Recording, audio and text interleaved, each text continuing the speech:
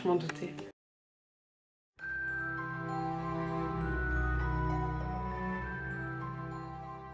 Bonjour, j'espère que vous allez bien. Aujourd'hui on vous retrouve pour une nouvelle vidéo, encore une fois avec Rosen du compte des Décorigami sur Instagram. Salut. Du coup la semaine dernière, donc pour nous c'était il y a 2 secondes, on vous a filmé la vidéo sur le DUT Information et Communication sur le métier de vivre et du patrimoine et on vous parlait de notre expérience au Havre.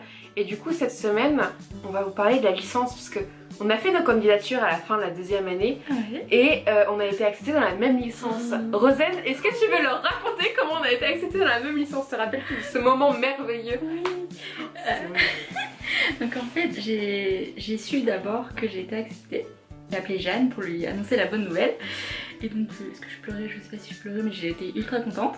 Jeanne était ultra contente aussi. Est-ce que c'était le même jour où tu m'as rappelé?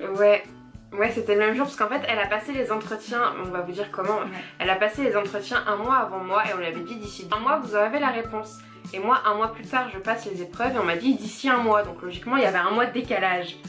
Et elle m'appelle quelques jours après mon entretien en fait pour me dire qu'elle est acceptée, donc là j'étais là en mode hyper contente et tout. J'étais en Skype avec ma mère et mon frère et du coup j'étais là au téléphone avec Rosen et j'étais là oh là là elle est acceptée et tout, c'est trop bien. Mon frère et ma mère ils captaient rien de l'autre côté et du coup j'avais raccroché, enfin on avait raccroché et je vais voir mes mails. Du coup je dis à ma mère et mon frère restez là, je vais voir mes mails. Là j'ouvre ma boîte mail et d'un coup je me mets à chialer mais quelque chose de bien et j'étais là et puis de l'autre côté du Skype il y avait ma mère et mon frère. Mais qu'est-ce qui se passe? Tu l'as ou tu l'as pas?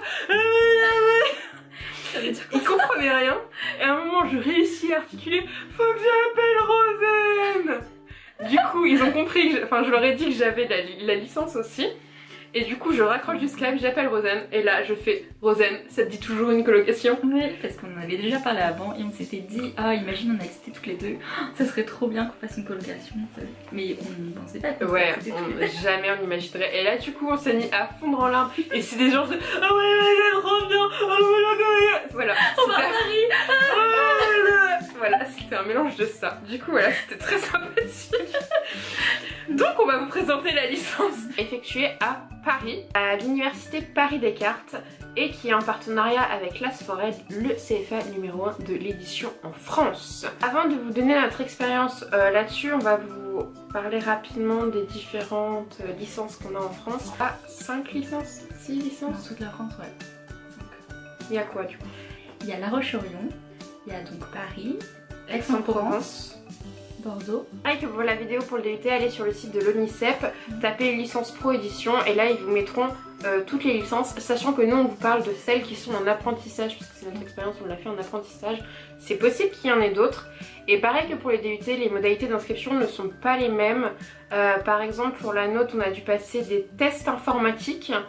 C'est tout à fait jouissif où en gros toute la matinée on passe des tests. Il y a un test de logique, il y a des tests de maths, de français, d'informatique, un test de personnalité.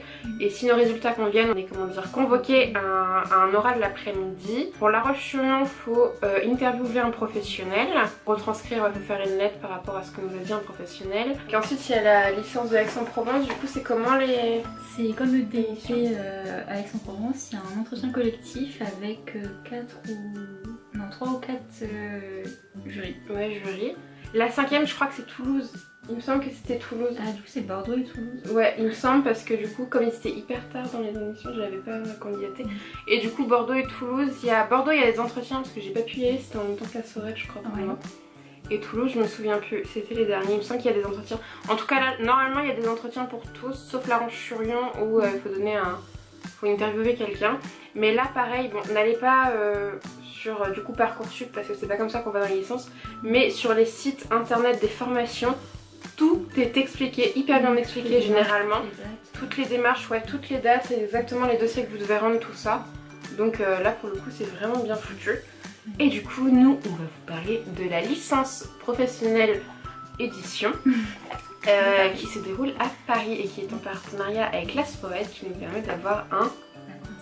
Qu'est-ce que l'apprentissage, Rosen? En gros ça nous permet de travailler et de suivre des cours en même temps. C'est ça, en fait on est considéré comme étudiant et comme salarié en même temps parce que, alors nous pour le coup notre rythme d'alternance c'était On était 3 jours en entreprise en début de semaine, du lundi au mercredi. Et le jeudi et vendredi, on allait à l'IUT pour faire nos cours. Et du coup c'est pour ça, on avait carte étudiante, carte d'apprentissage et on est considéré comme un salarié. On a un contrat et tout, donc vraiment on travaille. C'est une particularité, enfin tous les autres qu'on vous a présentés sont en apprentissage, mais c'est une particularité quand même à noter de faire des études en apprentissage, parce que du coup c'est hyper formateur, parce que le jeudi et vendredi vous avez des cours assez théoriques que vous pouvez mettre en pratique le reste de la semaine quand vous êtes dans votre entreprise. Et en plus l'apprentissage est une formation qui est payée. Les horaires c'était 9h30 et 13h et 14h 17h30. Quand on dit 9h30, 13h et 14h, 17h30, c'est un cours de 3h30 le matin, un cours de 3h30 l'après-midi. Donc c'est un rythme assez intense, faut tenir le coup. Généralement les matières qui se passent sur ordinateur c'est quand même un peu plus rapide. Mais c'est vrai que 17h30 on l'attend quand même avec un petit peu d'impatience. En parlant des cours, qu'est-ce qu'on avait un peu comme cours pour leur donner envie de venir à la licence et tout? Alors on avait des cours d'édition, la chaîne du livre. Ça c'est cool la chaîne du livre. Ensuite on avait de la PAO, donc tout ce qui est InDesign, Photoshop. Photopub, ouais c'est mes cours préférés moi de la licence. On avait de la prépa de copie, on avait beaucoup de communication, on avait des relations presse, on avait de la littérature, on avait beaucoup de projets aussi de groupe. On avait un projet éditorial papier, un projet éditorial numérique et on avait aussi la création d'une application. On avait du droit, on avait du marketing, diffusion, on avait de la sémiologie, j'adore cette matière.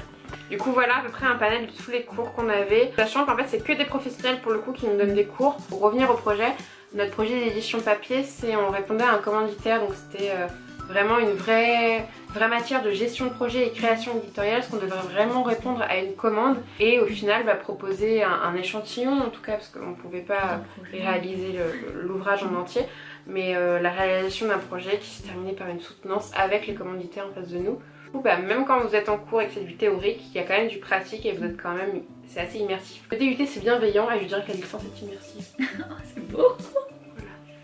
On a vraiment l'impression d'être déjà dans une entreprise en fait. Les profs nous considèrent comme des professionnels ou des futurs professionnels. Et du coup c'est un peu un niveau d'égal à égal et c'est assez cool quand même d'avoir ce ressenti. C'est valorisant. Ouais, c'est une formation assez valorisante qui parfois est quand même assez éreintante parce que les projets sont en même temps, que ce soit le projet numérique et le projet papier. Les projets de groupe. Et du coup au bout d'un moment tu ne peux pas dormir non plus. Il y a une période de l'année qui est un peu...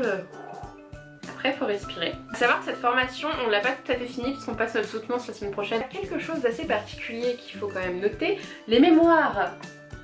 On a des mémoires à faire dans cette formation, n'est-ce pas? On vient de finir le deuxième. Oui, deuxième. Mais il y en a deux. Il y en a Pour une année. Oui, une licence, c'est une licence d'1 an. Le premier mémoire, c'est... Voilà, ils appellent ça mémoire, mais nous, enfin, je sais pas si toi aussi, en tant que ressenti étudiant.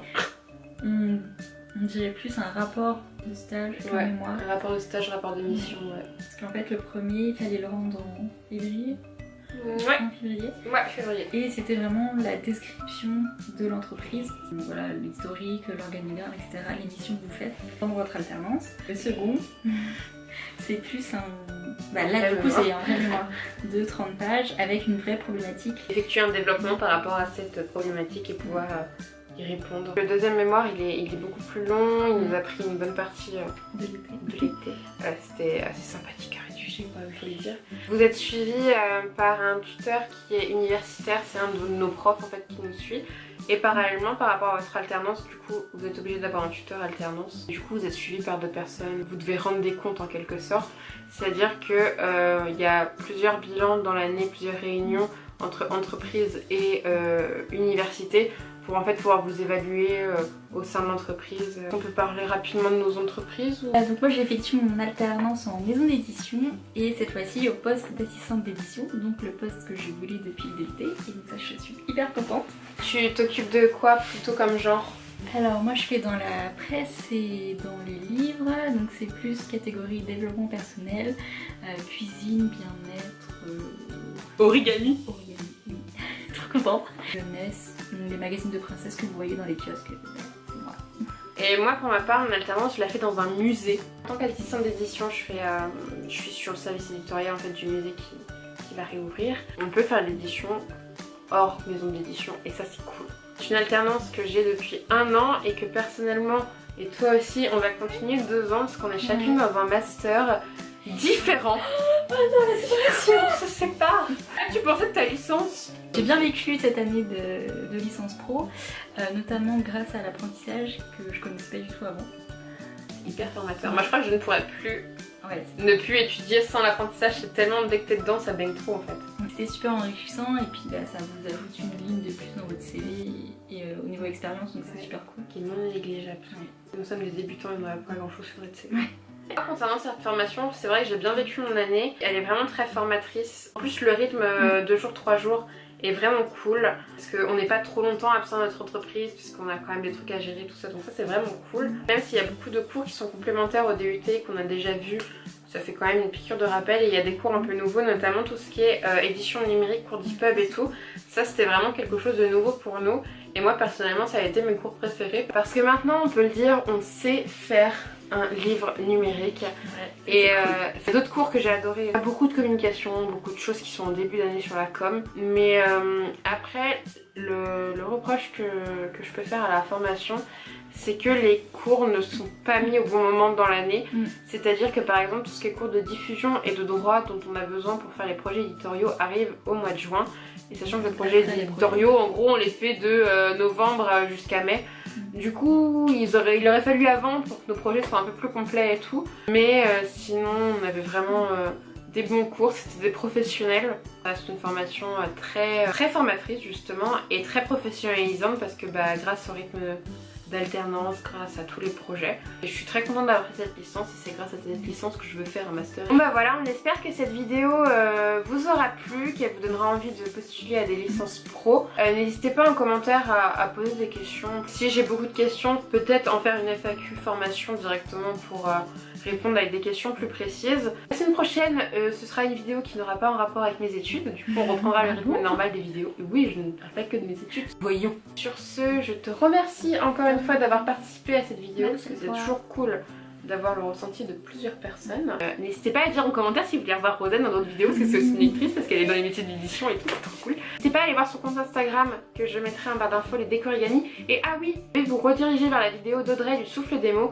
qui a fait une FAQ sur notre licence parce qu'on était dans la même licence. Du coup je vous mets aussi le lien en barre d'infos, comme ça vous avez toutes les informations possibles et inimaginables sur notre formation. Je vous fais plein de bisous et je vous dis à la semaine prochaine pour une nouvelle vidéo. Bye! Salut!